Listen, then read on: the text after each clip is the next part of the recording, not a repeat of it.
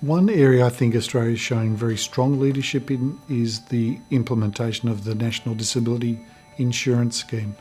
Do you have high hopes for the National Disability Insurance Scheme? Absolutely. The NDIS is the best thing that's going to happen for the disability community in a long time. Well, in the history of Australia, actually, you're right. It is unique compared to what is available around the world. It's an excellent example of how the government has set up and followed the Convention of the Rights of People with Disabilities. And Article 19 talks about the rights of people with disabilities to live independent lives in the community. And I congratulate the government for their implementation of the NDIS. We do have it, but there's a lot of challenges in the implementation process, which would be the same with any huge change.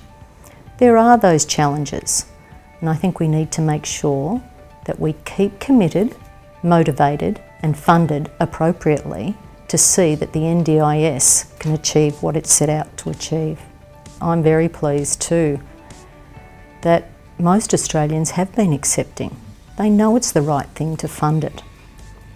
But also, why do we need to have the discussion about funding? For example, if we look at Medicare, how would you feel if we were having that discussion with Medicare? So supporting people with disabilities, I'm very pleased that the funding's been made available and people are not whinging about it, but at the same time, we need to know that that NDIS funding is there for a particular reason. We need to make sure that people with disabilities are not disadvantaged and become equal citizens.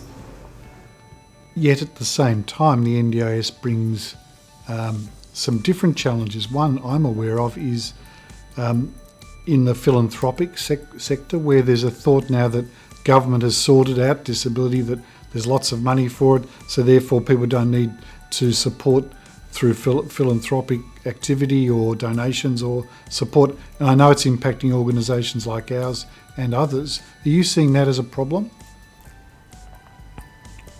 Well, in Australia, a person with a disability every day has barriers. Access to health, access to transport, access to education.